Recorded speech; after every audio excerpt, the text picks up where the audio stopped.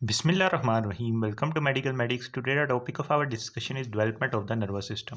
जब हम nervous system की बात करते हैं तो नर्वस सिस्टम को हम बेसिकली थ्री कैटेगरीज के अंदर डिवाइड करते हैं। तो पहले हमें पता है कि नर्वस सिस्टम में मेनली जब हम बात करते हैं तो सेंट्रल नर्वस सिस्टम आता है। सेंट्रल नर्वस सिस्टम में हमारे पास आता है ब्रेन, उसके अलावा स्पाइनल कोर्ड। उसके अलावा दूसरी कैटेगरी की बात करें तो एक तो सेंट्रल नर्वस सिस्टम हो गया, और जो हमारी पेरिफेरी के अंदर नर्वस सिस्टम प्रेजेंट होता है जो कि उस कनेक्टेड होता है with the central nervous system, उसको हम बोलते हैं पेरिफेरल नर्वस सिस्टम। इसके अंदर हमारे पास क्रेनियल और जो स्पाइनल नर्व्स होती हैं वो आ जाती हैं, क्रेनियल एंड स्पाइनल नर्व्स। इसके अलावा बात करें तो एक ऐसा नर्वस सिस्टम भी होता है जो कि हमारे कॉन्शियस कंट्रोल के अंदर नहीं होता। वो हमारे जो विसराज होते हैं उसको इनर्वेट कर रहा होता है, यानी ऑटोनॉमिक नर्वस सिस्टम। इसके अंदर ऐसे न्यूरॉन्स होते हैं जो कि हमारे स्मूथ मसल्स, उसके अलावा जो ग्लैंडुलर एपिथेलियम वगैरह होती है उसको इनर्वेट कर रहा होता है।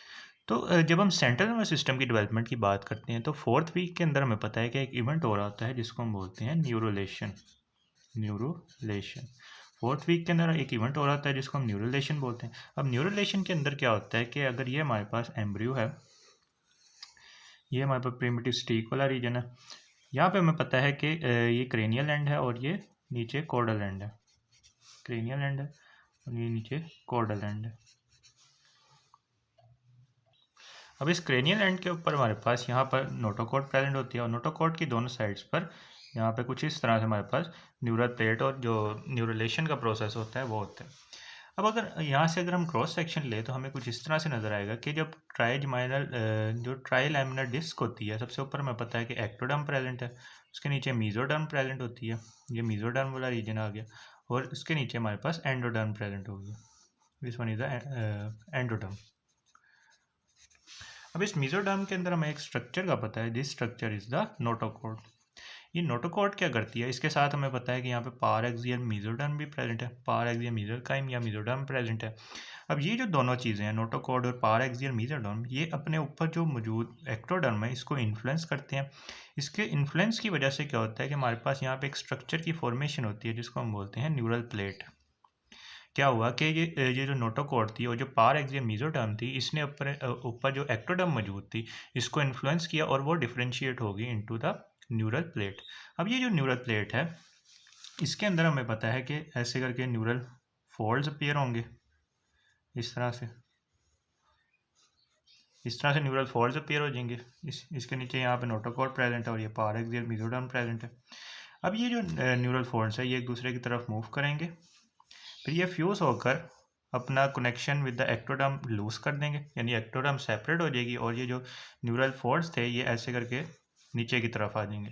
तो इस तरह से यहाँ पे न्यूरल ट्यूब बन जाएगी, उसके नीचे ऐसे ही नोटोकॉर्ड प्रेजेंट है और नीचे हमारे पास एंडोडर्म आ गई। तो ये हमारे पास प्रोसेस था न्यूरलेशन का।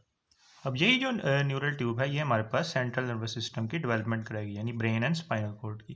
उसके अलावा हमें पता है कि जब न्यूरलेशन हो रही होती है तो न्यूरल ट्यूब के दोनों साइड पर यहाँ पर हमारे पास कुछ स्पेशलाइज सेल्स आ जाते हैं। इन स्पेशलाइज सेल्स को हम बोलते हैं न्यूरल क्रेस्ट सेल्स। ये जो न्यूरल क्रेस्ट सेल्स हैं ये हमारे पास पेरिफेरल नर्वस सिस्टम, उसके अलावा ऑटोनॉमिक नर्वस सिस्टम की डेवलपमेंट के अंदर इन्वॉल्व होंगे। क्या हुआ कि हमारे पास सबसे पहले ये न्यूरल ट्यूब बनी, इसके दोनों साइड पर न्यूरल क्रेस्ट सेल्स आए। न्यूरल क्रेस्ट सेल्स हमारे पास पेरिफेरल नर्वस सिस्टम और ऑटोनॉमिक नर्वस सिस्टम की डेवलपमेंट के अंदर इन्वॉल्व होंगे। नेक्स्ट हम बात कर लेते हैं कौन से लेवल के ऊपर हमारे पास ये न्यूरोलेशन का प्रोसेस होता है। ये बेसिकली हमारे पास जो 4 to 6 पेयर ऑफ सोमाइट होते हैं, सोमाइट, उसके लेवल पर न्यूरोलेशन का प्रोसेस शुरू होता है। 4 to 6 पेयर ऑफ सोमाइट के लेवल पर हमारे पास न्यूरोलेशन का प्रोसेस शुरू होता है।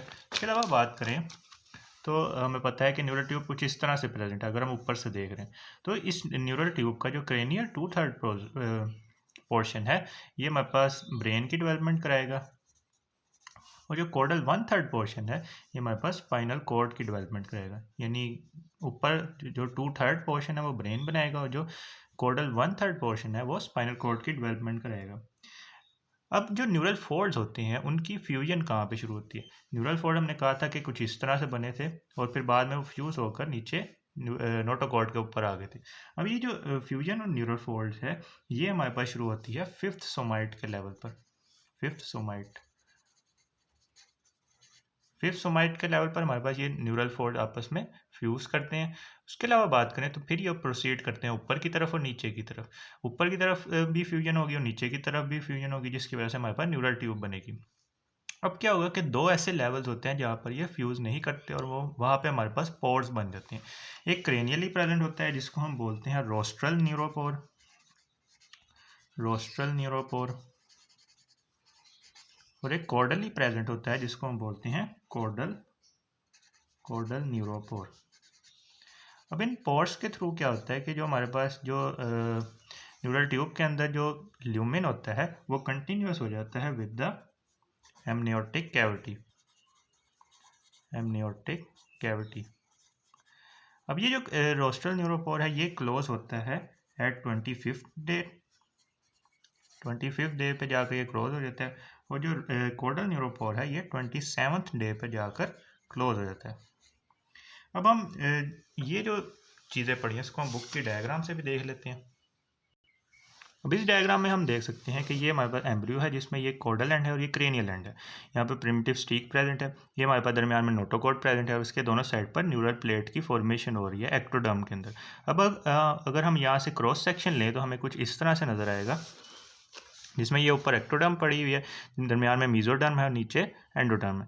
इसके अंदर हम देख सकते हैं कि ये नोटोकॉर्ड प्रेजेंट है और यहाँ पे हमारे पास पाराक्सियल मीजोडर्म प्रेजेंट है। ये अपने ऊपर मौजूद जो एक्टोडर्म है इसको इन्फ्लुएंस करेगा, जिसकी वजह से यहाँ पे थिकनिंग होगी। उस थिकनिंग को हम कहेंगे न्यूरल प्लेट। न्यूरल प्लेट के अंदर हमारे पास न्यूरल ग्रूव और जो न्यूरल फोल्ड है, ग्रूव ये ऐसे अंदर वाले रीजन को हम ग्रूव कहेंगे और उसके साइड वाले जो दोनों रीजन्स होंगे उसको हम न्यूरल फोल्ड्स कहेंगे। न्यूरल फोल्ड एक दूसरे की तरफ मूव करेंगे, एक दूसरे की तरफ मूव करेंगे तो हमारे पास कुछ इस तरह से न्यूरल ट्यूब की फॉर्मेशन हो जाएगी जो कि नोटोकॉर्ड के ऊपर प्रेजेंट है। और इसके ऊपर हमारे पास एक सेल्स आ जाएंगे, स्पेशलाइज्ड सेल, जिनको हम बोलते हैं न्यूरल क्रेस्ट सेल्स।